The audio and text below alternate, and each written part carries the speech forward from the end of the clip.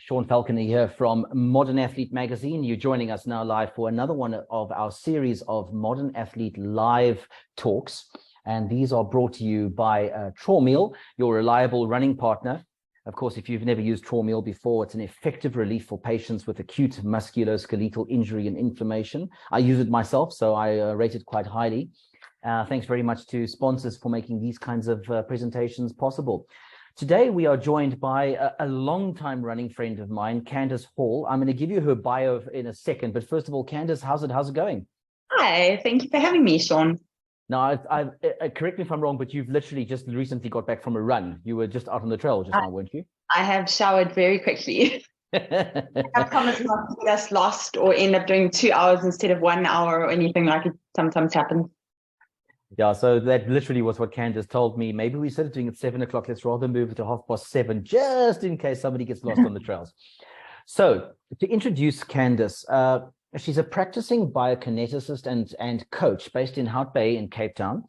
And her study background is she studied at Rhodes, earned a BA degree with Human Kinetics, Ergonomics, Psychology, and Economics. That's an interesting blend, I might add. And then she went on to add a BSc Honours degree in Exercise Science and Biokinetics from UCT, excuse me, stumbling there. She's also a very capable runner. Now, when I say capable, I mean this is a young lady who has won multiple races in both the Western Cape and in KwaZulu-Natal, where she originally hails from. She's won races such as the Maritzburg Marathon, the Winelands Marathon, and a whole bunch of others. I can't even remember them all. She also has 16 Comrades and 14 Two Oceans medals to her name. So she brings a vast amount of running experience to her work as both a biokineticist and a coach. And that doesn't just mean the coaching back of the pack runners. She's actually been there at the front end. So Candyce, now that I've blown you up, I'm just going to scroll down to my questions. No pressure, as they say. Firstly, you're a highly experienced runner yourself, many races, many podium finishes. So where did your running start, and what do you consider the highlights of your running career? I was actually thinking about that today, trying to figure out a highlight. And I honestly, even though I had sort of in my mind Winelands in 2018, it genuinely every run is a highlight, and every race is, and every race has a story, and that's what's so great about running is there isn't really a highlight. It's more like a movie reel. But my background was my family were runners, mostly back of the pack runners. My grandfather was a Comrades runner. My mom did 10 Comrades. And I just always, having grown up in Maritzburg, decided when I was old enough, I was going to run Comrades. So as one does, when one's a teenager, you don't do so much training. You occasionally go do a 21K, or in my family, you do. And in my case, I came last with the ambulance behind me following. And sometimes you got to redeem yourself. So once I was old enough and I came off a couple of injuries, I did my first Comrades when I just turned 20. And I haven't really looked back. It's definitely been a life changer. Well, I just want to add there, because Candyce didn't go into too much detail about her parents, but her father, John, used to be the organizer of the Maritzburg City Marathon. And her mom, Eileen, has been a long-time stalwart of the Comrades Marathon Association, obviously, for many years working in the Green Number Club and in other guises at the race. They have now retired and moved down to the coast. I think they're in the Western Cape, if my memory serves. Am I right? Port Owen, up the West Coast. Right. Yes. So they're no longer quite as hands-on, but nevertheless, there's a long track record of running there. Now, I'm going to just throw you a slight curveball from what the questions we discussed earlier and pick up on something you told me about. And that picks up on the sort of the whole philosophy of turning running into a lifestyle, is that when you coach people, it's not just about running times. It's also about a lifestyle and about the happiness that running brings people. Tell me about that, please. When I look back, and I'm a big one for reflection, and I have a lot of time to think, I look at how many lessons I've learned, life lessons I've learned from running and from the people I've met and the interactions I've had, and how it really genuinely changes your life. And it's not so much about, people talk about these massive sacrifices to go and train for Comrades or, any race.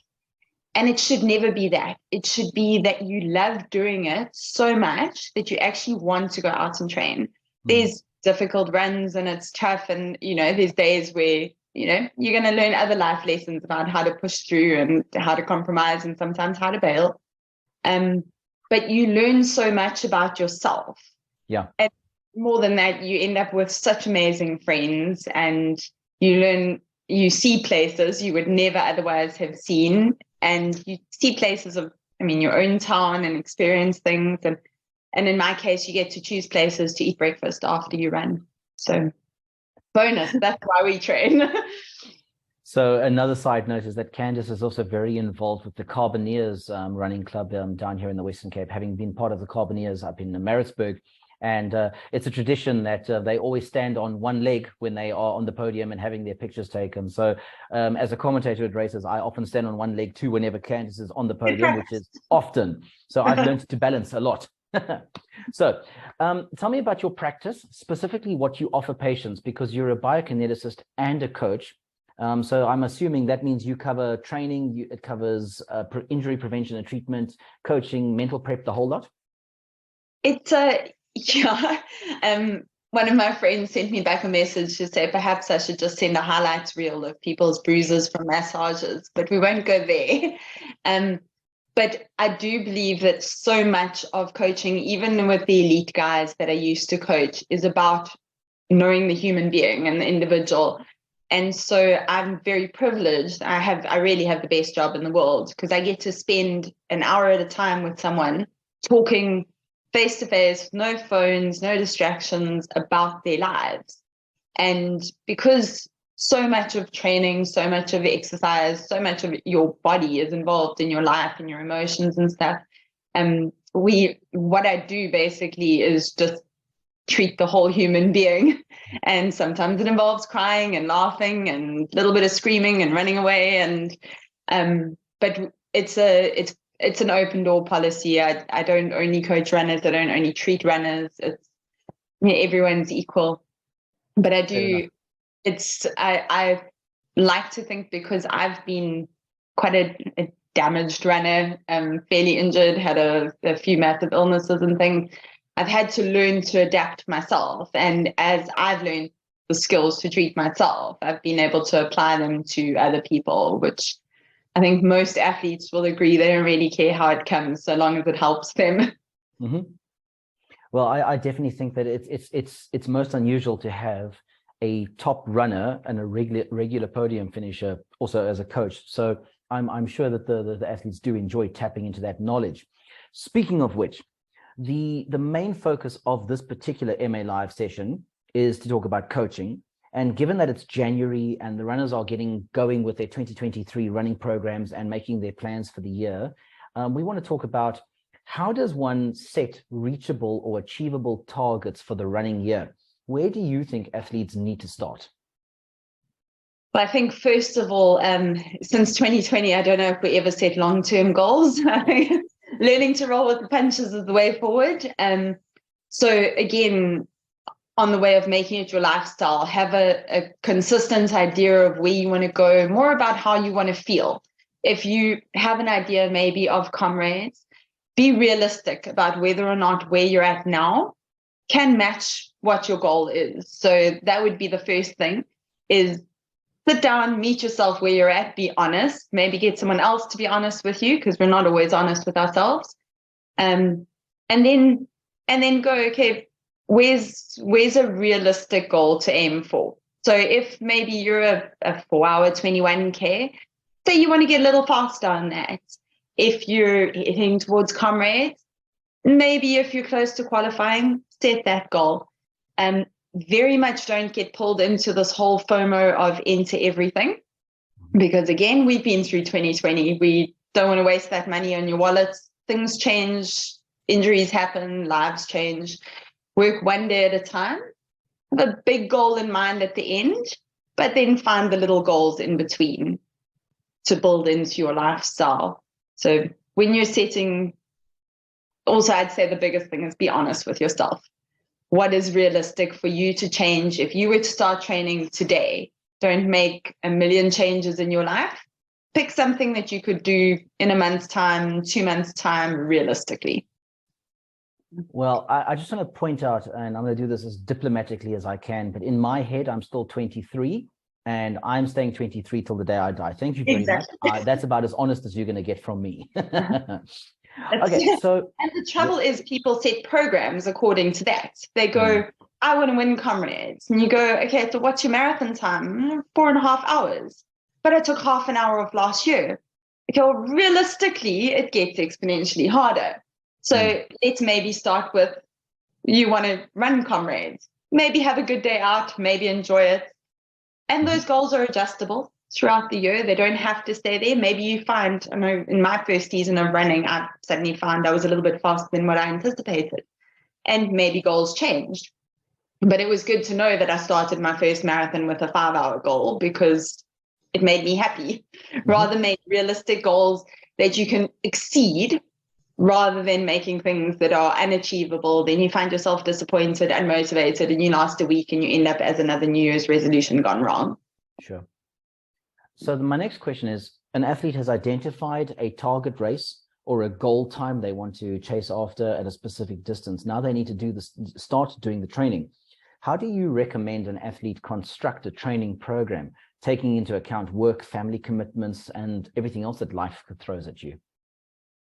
So first of all, I would say, again, going back to be honest with where you're at. So if you're picking a program, choose one that is aligned with what you're at now, not what your ideal is in your mind. I mean, we all want to go and train on Eliud Kipchoge's training program. Realistically, I would last probably 30 seconds into it at whatever pace he's doing. So if you want 10-hour Comrades, but you're actually like a 5-hour marathoner, or you're just qualifying, maybe 10 hours is going to be a stretch. So pick one that's relevant to you. Also means it's not going to be unrealistic to your time commitments or your fatigue or anything, because then it won't take away from your life. If you're overtraining, if you're exhausted, if you're sacrificing and struggling, you're not going to enjoy it. You're going to be grumpy, and your family's not going to love you, and you're going to get to the end and you're going to never want to run again. You want to make something realistic. What I do when I set my programs, and it's very general, I don't do so much individual specific stuff, but our programs are weekly and they're time-based, and everyone follows the same. I follow the same program, and each week people can pick up where they're at. So they might be a little slower one week for 60 minutes and they'll do a little bit less distance, but they can pick up and join. And we adjust it sometimes if you get sick, and there's curveballs that happen, but we adjust it week by week rather than having an overall program that is sort of overwhelming, and then people try and adjust it and fill it in and then swap extra runs in and stuff. Much easier if you've got just 1 week to work with at a time. Bite-sized chunks. So that, of course, ties in with the next question I have on my list, and that's one of the biggest problems with training programs and having this goal is that sometimes you are tempted to do too much too soon, or you're trying to make up for distance and time on the legs because you missed something due to either injury and illness or work commitments or something like that. So can you share some advice with the viewers of how to avoid the problem of doing too much too soon and probably ending up with an overuse injury? So I heard a great description a while ago, where if you hold your finger up in front of your face and you focus directly on your finger, you have absolute clarity when you're looking there. And then you can adjust your eyes and you can look ahead of your finger. And it goes sort of blurry here, but you've got absolute clarity on the goal behind. That's kind of how you're seeing your goal. Your goal is there. So say your end goal is a marathon, or it's Comrades, or it's Ironman, or it's just feeling good on a park run. And I haven't mentioned any of the fast people things, but that's over there. Your immediate goal is every session. And there's little interim ones in between, but you can't focus on all of them all at once because your eyes don't work that way. Your brain doesn't work that way either. You may have that goal out there and you know and trust that your program's working towards that, but you have to focus on one session at a time, not get overwhelmed by all the other sessions you've got after that. If you're feeling like today's run is hard and it should be easy, you can adjust according to that. If you've got 10 reps to do, you know that you're doing one at a time. The same mentality when you need to get through 90 kilometers of Comrades. It's one step at a time. How are you feeling right now? rather than focus on, you don't need to get to Comrades in 6 months' time this month, because then chances are, and I see it a lot, you'll get to 3 weeks' time and you'll be burnt out and exhausted, and then your goal ends. Sure. So it's also worth remembering, and it's, I think, to your point of one of the questions towards the end, is that the goal doesn't have to end there. You may be able to focus on your finger here and the next step and the next step and your big goal at the end behind. But there's another whole world outside that. So you're not stopping. Even when you get to that goal, there's so much more, and there's so much more wider perspective and things. So no tunnel vision, and you don't have to complete everything now. It's about the journey. Absolutely. I think that very much ties in with the message we've been putting in the Modern Athlete magazine all these years, is that if you use, and I'm using Comrades as an example, if you train for 6 or 7 months up to that level, you run the race, now what? And one of the most commonly shared pieces of advice then is, right, now take all that fitness and go chase after your PBs at shorter distances, because you've got all the strength and endurance. Now add the speed and take advantage, run some PBs. So yeah, I definitely think a long-term vision it's more than just one goal. My next question is, when an athlete picks up a niggle, and here I'm going to tie back into your biokinetics training. When an athlete picks up a niggle, how do they know whether they need to back off or just rest a bit, or seek help, medical help? And is running through the pain, as we always use the expression, ever a good option? Well, to your point of running through the pain, there's going to be times when things get uncomfortable and they get painful. The great thing about actually training for a goal, and one of the things that running teaches you, I imagine more than any other sport, certainly more than any sport I've done, is how to have this little computer system going in your head with the feedback from all these different parts of your body. Oh, my big toes sore. Oh, in the moment, my knee's a little bit sore. Oh, my ear's sore. Oh, wow, what's that? Oh, butterfly. And then there's so many things going on that your body's got to process and get that feedback in. And if you're aware of those things immediately, you can adjust immediately. So if you have a niggle, you know that maybe that's just transient pain and it's going to go away. Maybe it's 5Ks into a 10K and 3 steps later, it's gone. You don't have to panic about it immediately. If you panic about it, it might get worse. However, if you are so focused on following that program and sticking to those times and those goals, and you know, tunnel vision on the end